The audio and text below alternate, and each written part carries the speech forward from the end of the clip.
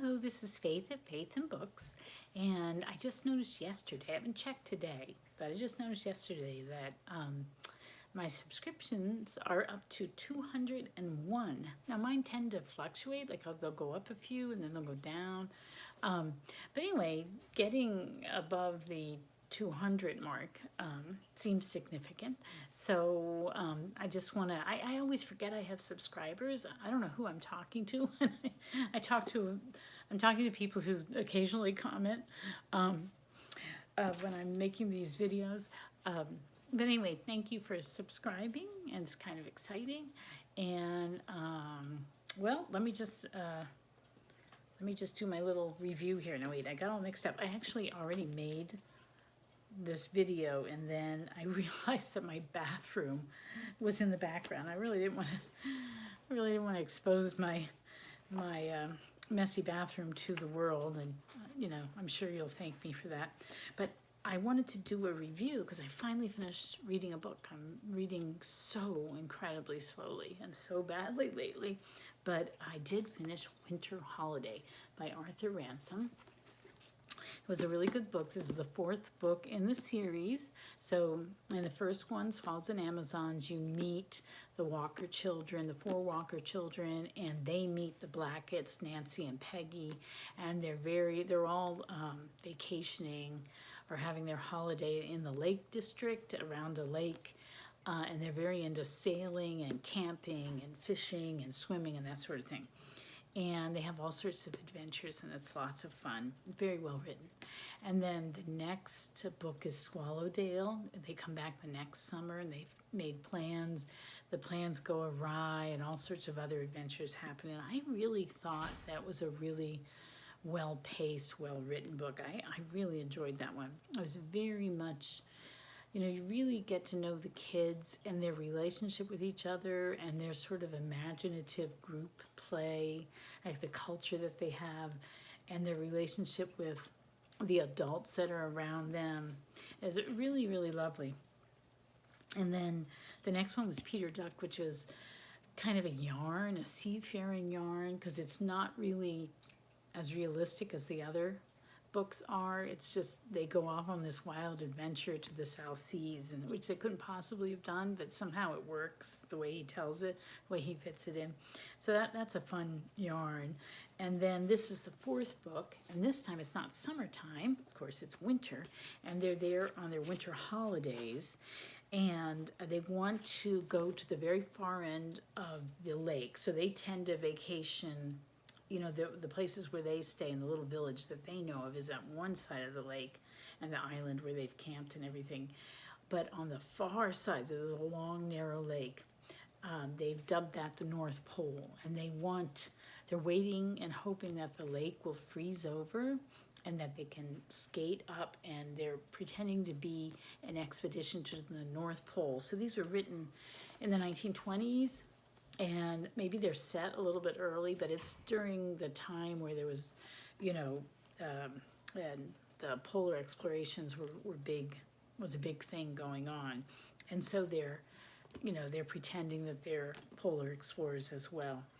And lots of, you know, it's kind of slow. You meet two new characters, Dorothea and Dick, and they're wonderful characters. Dorothea is a writer. She is always thinking about how things are phrased. She's in love with words. She's always making up stories in her head. She's also very sensitive to group dynamics, and she's a little bit shy. And she and Dick meet the Swallows and Amazons, who are like this clique, right? But they get invited into this clique, and Dorothea is very sensitive to all those dynamics. Dick is, he has a lot of physical courage, but he's kind of a nerd. He's kind of a scientific nerd. He likes to think mathematically, and he's really into astronomy. So what he was looking forward to in spending a week in winter was looking at the sky. But what happens is Nancy comes down, one of the girls comes down with the mumps, and so they can't go back to school. So their week turns into really more like 6 weeks. And during that time, they finally get the the chance to do their actual polar expedition, which they wouldn't have been able to do. And it's kind of neat because the whole landscape of this area, which you're fairly familiar with because of the first two books, is really different because the lake freezes over and it's just a whole different kind of landscape. It gets really exciting the last quarter of the book. I thought it ended well. I thought it ended really well.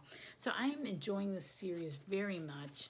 I think, though, I'm going to wait until the summer to pick up for the next one. I'm trying to read through. I have most of the series, not quite all, but most of them already on my shelves that we bought a long time ago for my now 25-year-old son. But I'm going to read, the next one looks like Coot Club. I don't know what that is. So that's interesting. Anyway, so I'm going to take a break from Arthur Ransome, even though I love him. I think he's really interesting person, and I really am thoroughly enjoying the series. But I'm going to take a break and maybe pick up the next one or two in the summertime. So that's that. So, 5 stars for Winter Holiday. I'm really enjoying it. Or I really enjoyed it. And I'm enjoying the series. And then I got to do a library haul all by myself. I got to go into the library. So they closed the library for COVID. And then you couldn't get any books at first. And then they made it so you could call, or you could have an online account. You could reserve books, and then you could drive over and you would call a number and the librarian would leave it out on a table and then you'd go pick it up. So contactless delivery or whatever, pickup. And so we were doing that for a while, but I was just doing it for the 5-year-old books. And I hadn't been getting anything for myself. And so yesterday I got to go all by myself to the library and go into the library. You still have to wear the mask. I got to look for cozy mysteries because I've been wanting to participate in the Cloak and Dagger Christmas. And here it is, December 15th, and I'm just starting. But, and I was remembering authors mentioned by Kate Howe, who is, I haven't been able to watch any of them, but she's been doing a series, or 2 or 3 anyway, videos of recommending mysteries to various other booktubers, which I thought was a really cute idea. Hopefully I'll get to see them. But I did remember that she had mentioned this particular writer, M.C. Beaton. So that was the one I remembered. So I went into the library to look for this. This is Death of a Gossip. It's a Hamish Macbeth mystery.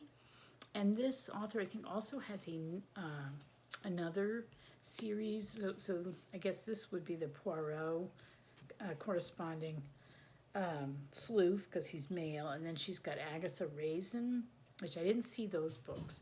And that's sort of like a Miss Marple counterpart. But anyway, it seems really interesting. I read the cast of characters in the first page, and it seems quite interesting, so I'm intrigued by that one. And then I happened to just see this because it was on display. It was set up on a whatever you call it, those book holders. And I remembered also, and I'd never heard of this before. I think I'd heard of Miss M.C. Beaton's name before, though I didn't know anything much more than that. But I had never heard of this, except that Kate Howe, I believe, mentioned it. And it's where Beatrix Potter is the sleuth. This is The Tale of Hilltop Farm by Susan Wittig Albert. And this grabbed me right away because I'm kind of in love with the Lake District right now because of Arthur Ransome, because all these books are set there. It seems so lovely. And also, the 5-year-old is so into Beatrix Potter. In fact, he's been doing this out school, like a Zoom class for kids. It's only 30 minutes long. And every Tuesday, so he just did it today. It was Mrs. Tittlemouse. I don't know if she's a kindergarten teacher, but there's a woman who reads to the kids and talks to them about Beatrix Potter stories. So he's been doing this for a couple months now. Every Tuesday, and it's really, really lovely, and he's really enjoying it. So we're really into Beatrix Potter right now, any kind of woodland characters. The 5-year-old was really, really into that. So So this just seems so appropriate. So I think this is actually gonna be my pick for Cloak and Dagger Christmas, since I've been reading so slowly and since I'm already halfway through the month. I don't know how many books I'll actually read, but I'm gonna try, and have other books that I'm trying to read and complete in December. But I think this is gonna be my first pick. So 'cause I'm really excited about that one. That just seems like perfect for me in this point in time. But then I did get some other books. I remember that you talked about Elizabeth Peters and Amelia Peabody. And so I got this one out, and this seems really intriguing too. I don't know, I might, if this might be my number 2 book. After I read the Beatrix Potter, I might try Amelia Peabody. Oops. And then I didn't really remember any of the prompts for the Cloak and Dagger challenge, except that one of them was you're supposed to read another book in a series that you had started. And so long time ago, and I don't know why I never continued, because I remember really enjoying it, but just, I'm hoping that in 2021, Cozy Mysteries, or whatever you call these kind of mysteries, these series, are more on my radar, because I do think that I really, really enjoy them. I just don't think about them for some reason, because I think sometimes I picked up books recommended and they're too grisly and gruesome. These aren't, so I don't think so anyway. And so I'm gonna, so hopefully I'll start reading these series more in 2021. But a long time ago, I did pick up Brother Cadfael, and I read Morbid Taste for Bones, which was good. And I might have read another one. I'm not sure. My mother really loved these books. Anyway, I got this one out. They didn't have very many on the shelf. I got The Summer of the Danes by Ellis Peters. So we'll see. I don't know if I'll get to that, but I picked it up anyway. And then also a long time ago, I read the first book in this series. Yeah, I read Jane and the Unpleasantness at Scargrave Manor by Stephanie Barron. And I thought it was really cute. I remember really enjoying it and thinking, oh, I should go read some more of these. And then I never did. So I picked this up too. This is the third one, Jane and the Wandering Eye. So in these books, Jane Austen is the sleuth. So I think that would be, that could be really fun. So hopefully this is now on my radar, finally, after years of not really paying attention. And so hopefully in 2021, I'll read more stuff like this. I think I need to read maybe lighter stuff. But this isn't so light, but I grabbed this book. I just happened to see it. I guess it was, no, those were in the mysteries. I don't know why I was around this part of the library, but anyway, I saw this and I grabbed it because I'd heard Brian at Bookish talk about how great it was, and Linda at Book Lady say that she also loved it. It's Kindred by Octavia E. Butler. Now this isn't a mystery. This isn't for Cloak and Dagger Christmas. And in fact, I'm not going to get to it in December. I'm pretty sure I'm not. I just grabbed it because I'd been hearing about it and I wanted to read it.